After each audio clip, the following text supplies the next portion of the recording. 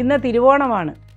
എല്ലാവർക്കും തിരുവോണ ദിവസം ഒരുപാട് കഥകൾ കേൾക്കാനും അറിയാനുമൊക്കെ ആകാംക്ഷയുള്ള ദിവസമാണ്. എന്തെല്ലാം ചടങ്ങുകളാണ് നമ്മുടെ ഈ കേരളത്തിൽ ഉള്ളത് ഓണത്തെ സംബന്ധിച്ച്. ഓണം ഈ ഒരൊറ്റ കേരളത്തിലല്ല ആഘോഷിക്കുന്നത്, അത് മറക്കരുത്. ലോകത്തെമ്പാടും പണ്ട് നമ്മളൊരു കത്തുകളൊക്കെ അയച്ച് കാത്തിരുന്നൊക്കെയാണ് വിദേശത്ത് പോയവരൊക്കെ കാണുന്നത്. എന്നാലിപ്പോൾ ഞൊടിയിടയ്ക്കുള്ളിൽ നമ്മുടെ മീഡിയകളും അതുപോലെയുള്ള സാങ്കേതിക വിദ്യകളും ഒക്കെ കൊണ്ട് എവിടെ ഇരുന്നാലും എല്ലാവരുമായിട്ട് സമ്പർക്കത്തിലേർപ്പെടാം. നമ്മുടെ കേരളത്തിനേക്കാളും ഓണം ആഘോഷിക്കുന്നത് ശരിക്കും വിദേശത്തുള്ള മലയാളികളാണ്. അവരെ നമ്മൾ ഇംഗ്ലീഷിൽ നൊസ്റ്റാൾജിയ എന്ന് വിളിക്കുന്ന ഗൃഹാതുരത്വം അവരെ അലട്ടുന്നു. അവർക്ക് ഇതുപോലെയൊക്കെ നമ്മൾ നാട്ടിൽ ചെയ്ത പോലെയൊക്കെ ഓണം ആഘോഷിക്കാനായിട്ട് വലിയ ആഗ്രഹമാണ്. പലപ്പോഴും നമ്മുടെ മലക്കറികളൊന്നും കിട്ടാത്ത ഒരുപാട് രാജ്യങ്ങളിൽ പോയി നമ്മുടെ ആൾക്കാർ ജോലിയെടുത്ത് ജീവിക്കുന്നുണ്ട്. നമുക്ക് ജനസംഖ്യ കൂടുതലായതുകൊണ്ടും തൊഴിൽ അരാജകത്വം കൊണ്ടും തൊഴിലില്ലാത്തത് കൊണ്ടും അല്ലെങ്കിൽ നമ്മുടെ ഇവിടെ തൊഴിൽ ചെയ്യാൻ മടി കൊണ്ടും ഒക്കെ ഇവിടം വിട്ടു പോയ ഒരുപാട് മലയാളി സുഹൃത്തുക്കളുണ്ട്. വിദേശത്ത് പോയി തണുപ്പും കഷ്ടപ്പാടും ഒക്കെ സഹിച്ച് ഇവിടെ ചെയ്യാൻ മടിക്കുന്ന എല്ലാ ജോലികളും ചെയ്ത് ധനം സമ്പാദിക്കുന്ന ആൾക്കാരുമുണ്ട്. എന്നാലും അവർക്കെല്ലാവർക്കും തന്നെ ഈ ഓണം വളരെയധികം ഒരു പ്രിയപ്പെട്ട വിശേഷമാണ്. അവരെല്ലാവരും ഓണപ്പാട്ടുകൾ വളരെ പ്രസിദ്ധമാണല്ലോ. വഞ്ചിപ്പാട്ടുകൾ ഇതെല്ലാം പാടി വളരെയധികം സന്തോഷത്തോടു കൂടി ഓണം ആഘോഷിക്കുന്നു. നിങ്ങൾക്ക് ഇന്ന് എവിടെ ചെന്നാലും ഒരില സദ്യ കിട്ടുന്ന ഒരു ദിവസമാണ്. ഏത് നാട്ടിൽ പെട്ടുപോയാലും ഓണസദ്യ ലഭിക്കുന്ന ഒരു ദിവസമാണ്. പല വിധത്തിൽപ്പെട്ട പായസങ്ങളും വിഭവങ്ങളും ഒക്കെ ഒരുങ്ങി നമ്മൾ ഇന്ന് എല്ലാവരും മനസ്സും അതിൻ്റെ കൂടെ ഒരുങ്ങി എത്ര സന്തോഷകരമായൊരു ദിവസമാണ് ഇന്ന് അല്ലേ. അതുപോലെ എന്നും നമുക്ക് ഓണമായിരിക്കണമേ എന്ന് പ്രാർത്ഥിക്കുക.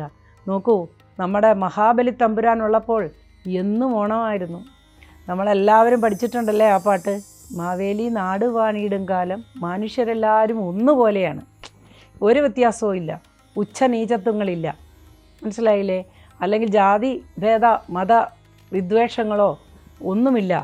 മനുഷ്യരെല്ലാവരും ഒന്നുപോലെ ആമോദത്തോടെ വസിക്കുന്ന കാലമായിരുന്നു അത്. ആമോദം എന്ന് പറഞ്ഞാൽ സന്തോഷമാണ്. സന്തോഷത്തോടെ വസിക്കുന്ന കാലമാണ്.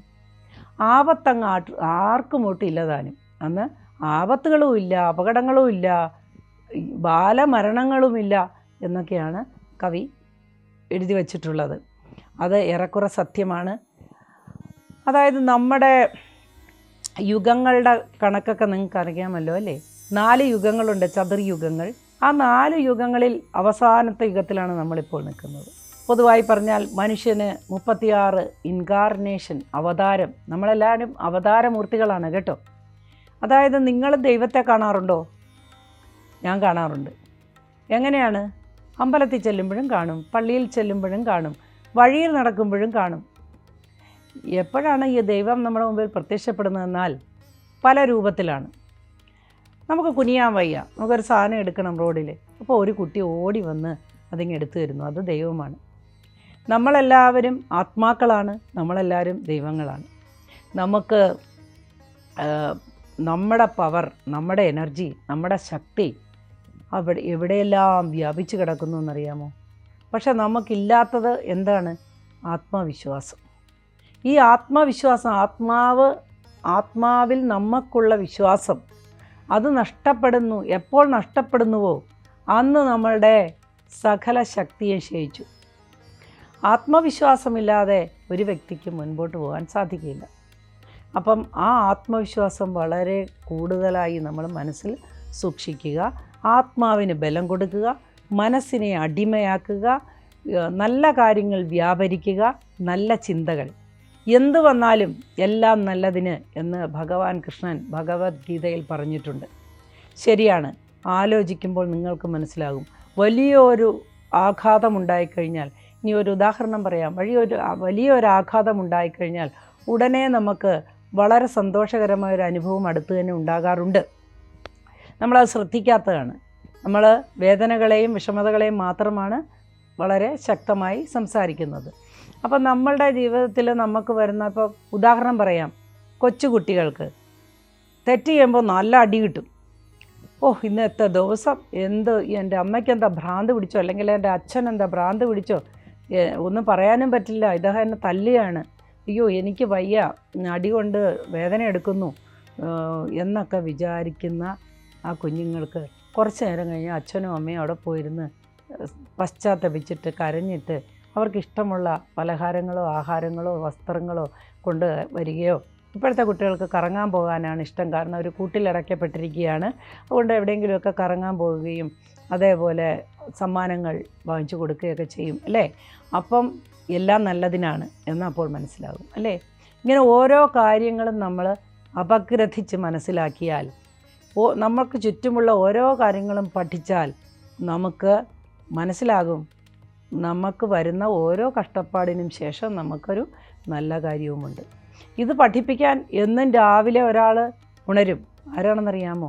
സൂര്യഭഗവാൻ. സൂര്യൻ നമ്മുടെ സെൻറ്റർ ഓഫ് എനർജി, അല്ലെങ്കിൽ നമ്മുടെ സോഴ്സ് ഓഫ് എനർജി.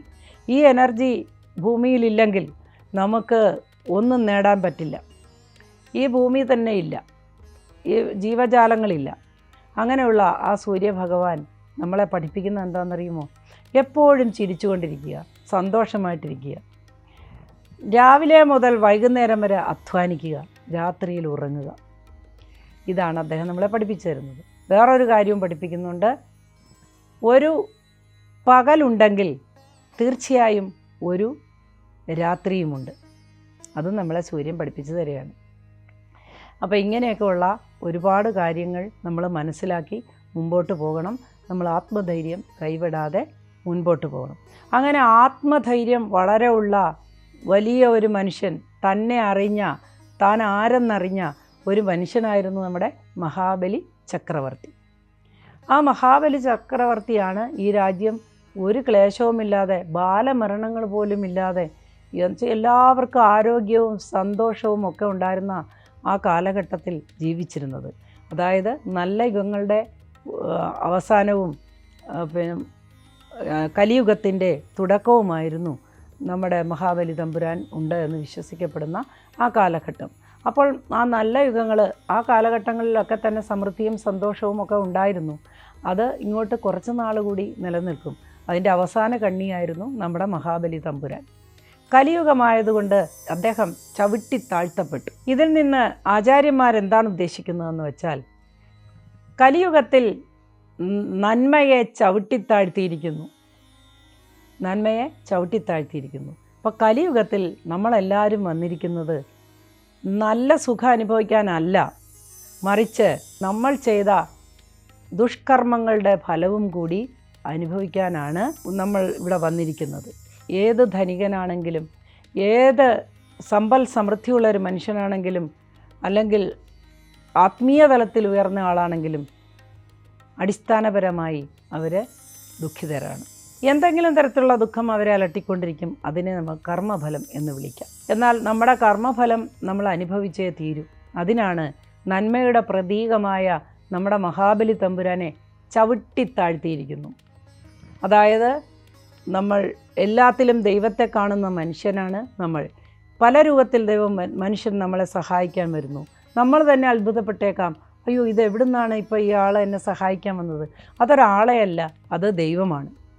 ആ ആളെ നമുക്ക് പരിചിതനാകാം, അപരിചിതനാകാം, അതൊക്കെ ദൈവത്തിൻ്റെ രൂപങ്ങളാണ്. അപ്പോൾ നമ്മൾ കഷ്ടപ്പെടുമ്പോൾ, തീരെയും നിവൃത്തിയില്ലാത്തൊരു ഘട്ടം വരുമ്പോൾ ഉറപ്പായും നമ്മുടെ കൈത്താങ്ങിന് ഒരാളുണ്ടാകും. ആ ആളാണ് നമ്മുടെ കാണപ്പെട്ട ദൈവം. മാതാ പിതാ ഗുരു ദൈവം എന്ന് ഞങ്ങളൊക്കെ ഞങ്ങളുടെ കാലത്ത് പഠിച്ചിട്ടുണ്ട്. മാതാ പിതാ ഗുരു ദൈവം. നമ്മുടെ ദൈവങ്ങൾ ആരൊക്കെയാണ്? മാതാവ്, പിതാവ്, ഗുരു. അഥ മാതുല, നമുക്ക് അമ്മാവനും ഗുരുവാണ്. പണ്ട് മരുമക്കത്തായമൊക്കെ ഉണ്ടായിരുന്നപ്പോൾ നമ്മുടെ രക്ഷകർത്താവ് അമ്മാവനാണ്, അമ്മയുടെ സഹോദരനാണ്. അപ്പോൾ ഈ എല്ലാ ഗുരുക്കന്മാരെയും ആചരിച്ചും അനുസരിച്ചുമൊക്കെ ജീവിച്ചിരുന്നൊരു കാലഘട്ടമുണ്ട്. അപ്പം അധികാരം കൊണ്ടുള്ള അടിച്ചമർത്തലുകൾ അനുഭവിച്ച് ഒരുപാട് കഷ്ടപ്പെട്ടപ്പോഴാണ് മരുമക്കത്തായമൊക്കെ മാറ്റിയിട്ട് മക്കത്തായം വന്നു. അതായത് മക്കൾക്കൊരു വിലയില്ല, പെങ്ങൾക്കും പെങ്ങളുടെ മക്കൾക്കുമാണ് അവകാശം എന്ന് വന്നതൊരു വല്ലാത്ത നിയമമാണ്, ഒരു വൃത്തികെട്ട നിയമമാണ് അല്ലേ. സ്വന്തം മക്കൾ അന്യരെ പോലെ നോക്കി നിൽക്കുന്നു. ഭാര്യ വീട്ടുജോലിക്കാരിയെ ആയിട്ട് മാറി മറ്റുള്ളവരുടെ കുത്തൊക്കെ കൊണ്ട് അവിടെ കിടക്കുന്നു. ഇങ്ങനത്തെ ഒന്നും അല്ലാത്തൊരു നല്ല കൾച്ചർ, സംസ്കാരം നമുക്കിപ്പോൾ ഉണ്ട്. എന്നാൽ ഈ സംസ്കാരത്തിൻ്റെ ശോഷണം, സംസ്കാരം കുറഞ്ഞു വന്നുകൊണ്ടിരിക്കുന്നത് കലിയുഗമായതുകൊണ്ടാണ്. നമ്മളെല്ലാവരും വന്നിരിക്കുന്നത് കർമ്മഫലം അനുഭവിക്കാനാണ്. ആ കർമ്മഫലം അനുഭവിച്ച് ആത്മശുദ്ധി വരുത്തിക്കൊണ്ടിരിക്കുകയാണ്. അപ്പോൾ ആദ്യം മഹാബലി തമ്പുരാനെ ചവിട്ടിത്താഴ്ത്തി എന്നൊരു മിത്താകട്ടെ, എന്തായെങ്കിലും ഒരു ആശയം ബുദ്ധിമാന്മാർ പറഞ്ഞിരിക്കുന്നത്, നന്മയെ ചവിട്ടിത്താഴ്ത്തി ഇനി ഇവിടെ തിന്മയുടെ വിളയാട്ടമാണ്. ചവിട്ടിത്താഴ്ത്തിയത് ദൈവമാണ്. കാരണം ഇവിടെ വന്നു കൂടുന്ന ആത്മാക്കളെല്ലാം പല യുഗങ്ങളിൽ ജീവിച്ച് ഒരുപാട് ദുഷ്കർമ്മങ്ങളും ദുരാചാരങ്ങളും ഒക്കെ അനുഷ്ഠിച്ചവരും അവരവരെ തന്നെ ഹിംസിച്ചവരും അവരവർക്ക് തന്നെ ദോഷമായി ഭവിച്ചവരുമൊക്കെയാണ്. അപ്പോൾ ഇനിതാ കലിയുടെ യുഗമാണ്. നമുക്ക് വളരെയധികം എല്ലാവരും നോക്കൂ, നിങ്ങൾ കൊച്ചു കുട്ടികളെ നോക്കൂ. പണ്ടുള്ള കുട്ടികൾക്ക് ഇത്രയും വാശിയില്ല. ഇപ്പോൾ ജനിക്കുന്ന കുട്ടികൾക്ക് ഭയങ്കര വാശിയാണ്. അവർ ഉറങ്ങാതെ ഇൻഡയറക്റ്റായിട്ട് അവരുടെ മാതാപിതാക്കളെ ദ്രോഹിച്ചുകൊണ്ടിരിക്കുകയാണ്. അപ്പോൾ ഇങ്ങനെ നമുക്ക് കൊച്ചു കുട്ടികൾ പോലും വാശിക്കാരും വൈരാഗ്യക്കാരും പ്രതികാരദാഹികളും ഒക്കെ ആയിട്ട് വളർന്നു വരുന്നത് കലിയുഗത്തിൻ്റെ പ്രത്യേകതയാണ്. നമ്മൾ ഞെട്ടിപ്പോകുന്ന പല സംഭവങ്ങളും നമ്മൾ കേൾക്കുന്നു. പണ്ട് കാലത്ത് കലിയുഗത്തിൻ്റെ ആദ്യകാലം തൊട്ടേ ഇതുപോലെയുള്ള അനിഷ്ട സംഭവങ്ങളൊക്കെ ഉണ്ട്. പക്ഷേ അതെല്ലാം ആരും ഇതുപോലെ മീഡിയാസോ പത്രങ്ങളോ ഒന്നും ഇല്ലായിരുന്നത് കൊണ്ട് ആരും അറിയാറില്ല. കലിയുഗത്തിൽ എന്നെന്നുമുള്ള കലഹങ്ങളും വഴക്കുകളും യുദ്ധങ്ങളും ഒക്കെ തന്നെയാണ് നമ്മളിപ്പോൾ കണ്ടുകൊണ്ടിരിക്കുന്നത്. അപ്പോൾ ഇന്ന് സന്ദേശമായി എനിക്ക് പറയാനുള്ളത്, നമ്മൾ ഓരോരുത്തരും വിചാരിച്ചാൽ നമുക്കെല്ലാവർക്കും ഓരോ വ്യക്തിത്വമുണ്ട്. നമ്മുടെ ഈ വ്യക്തിത്വം കൊണ്ട് നമ്മൾ എന്ത് ചെയ്യണം? നമ്മളെ നന്നാക്കുക. മറ്റുള്ളവനെ വിരൽ ചൂണ്ടി, അറിയാലോ ജീസസ് ക്രൈസ്റ്റ് പറഞ്ഞത്, മറ്റുള്ളവരെ വിരൽ ചൂണ്ടുമ്പോൾ 3 വിരൽ നിന്നെ ചൂണ്ടുകയാണ്, നീ കൊള്ളൂല എന്ന് പറയുമ്പോൾ 3 പേര് പറയുകയാണ് നീയാണ് കൊള്ളാത്തതെന്ന്, അല്ലേ? അപ്പോൾ അങ്ങനെ ഒരു ഇതല്ലാതെ നമ്മളെ ഒന്ന് റിപ്പയർ ചെയ്യാം. ഈ ഓണം മുതൽ നമ്മളെ ഒന്ന് സംസ്കരിക്കാനായിട്ട് സമയം കണ്ടെത്തണം. നമ്മുടെ ആരോഗ്യം, നമ്മുടെ പ്രവൃത്തികൾ, നമ്മുടെ ചിന്തകൾ, ഇതിനെയൊക്കെ സംശുദ്ധീകരിക്കണം.